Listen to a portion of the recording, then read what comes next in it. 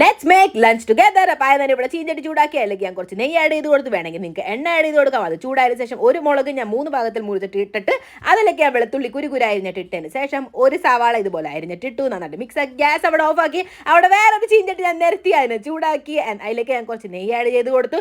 Gotta കണക്കിന് ഇവിടെ mushrooms അരിഞ്ഞിട്ട് കൊടുക്കട്ടെ. ഇപ്പം കാണുന്ന പോലെയല്ല, ഇത് വെന്ത് കഴിയുമ്പോൾ ഷൂ ആവും ഇതുപോലെ. ഇതിനെ വേവിക്കാനായിട്ട് വേറെ വെള്ളമൊന്നും വേണ്ടിട്ട് ഇതിന് തന്നെ ഓൾറെഡി വെള്ളമുണ്ട്, അത് വെച്ചിട്ട് നന്നായിട്ട് വെന്തും കിട്ടും. അപ്പം നെക്സ്റ്റ് നമ്മൾ ആദ്യം സവാള അങ്ങോട്ട് വേവിച്ച് വെച്ചില്ലായിരുന്ന ആ പാർട്ട് കഴിഞ്ഞ് കഴിഞ്ഞാൽ ഈ ഒരു മഷ്റൂം ആഡ് ചെയ്ത് കൊടുത്തിട്ട് കുറച്ച് ക്യാപ്സിക്കം ഞാൻ ആഡ് ചെയ്ത് കൊടുത്തിട്ടുണ്ട്. നിങ്ങൾക്ക് വേണമെങ്കിൽ കോൺസ് അല്ലെങ്കിൽ ഇഷ്ടമുള്ള വെജിറ്റബിൾസ് ഒക്കെ ആഡ് ചെയ്യാം. ബ്രൗൺ റൈസ് ഞാൻ ഇവിടെ ഒരു 20 മിനിറ്റ് വരെ ആദ്യമേ കുതിർത്താനായിട്ട് വെച്ചിട്ടുണ്ടായിരുന്നു കേട്ടോ. അപ്പം എന്താ കൂടുതൽ വേവിക്കേണ്ടി വരില്ല.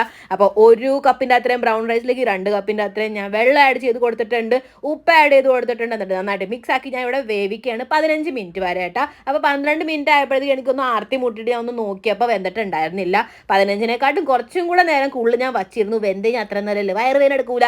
അപ്പോൾ അവിടെ അതാവണ സമയം നോക്കി ഞാൻ ഇവിടെ എന്താ ചെയ്യുന്നത് വെച്ച് കഴിഞ്ഞാൽ സവാളയിലേക്ക് കുറച്ച് ഉപ്പും മുളക് പൊടിയും ആൻഡ് ദെൻ തൈര് നന്നായിട്ട് ആഡ് ചെയ്ത് ഇവിടെ നമ്മുടെ കച്ചുമ്പർ സലാഡ് റെഡി ആയിട്ടുണ്ട്. പക്ഷെ എനിക്ക് അതും കൊണ്ട് പോരാ, എനിക്ക് ശരിക്കും സലാഡ് വേണം കഴിക്കും. അപ്പം ഞാനിവിടെ നന്നായിട്ട് കുക്കുംബറൊക്കെ അരിഞ്ഞ് ഇവിടെ നന്നായിട്ട് ഇങ്ങനെ സെറ്റ് ആക്കാണ്ട് ബൊഫേ പോലെ. നിങ്ങൾക്കും ഇങ്ങനെ സെറ്റ് ആക്കാൻ ഇഷ്ടമാണോ ഗൈസ്? വാ ഇനി അറ്റാക്ക് ചെയ്യാം. നോ, അങ്ങനെ രക്ഷപ്പെടാന്ന് വിചാരിക്കേണ്ട. നിങ്ങൾക്ക് എന്നെ പോലെ ക്യൂക്കമ്പർ വെച്ച് തന്നെ തുടങ്ങേണ്ടി വരും. ഇനി നമുക്ക് കച്ചുമ്പർ വെച്ച് തുടങ്ങാം. അപ്പോൾ കച്ചുമ്പർ കുറച്ച് നന്നായിട്ട് അങ്ങോട്ട് നമ്മുടെ പുലാവിലേക്ക് അങ്ങോട്ട് മിക്സ് ആക്കിയിട്ട് ദേ കഴിച്ചേ. ഒരു രക്ഷയില്ല ഗൈസ്, ചുറ്റുള്ളതൊന്നും കാണില്ല. ഇതങ്ങോട്ട് വായിക്ക് ചെന്ന് കഴിഞ്ഞാൽ. അപ്പം ഞാനിവിടെ ജസ്റ്റ് നിങ്ങളുടെ ഒപ്പം കഴിച്ചു നോക്കിയതാട്ടോ ഹലുവ.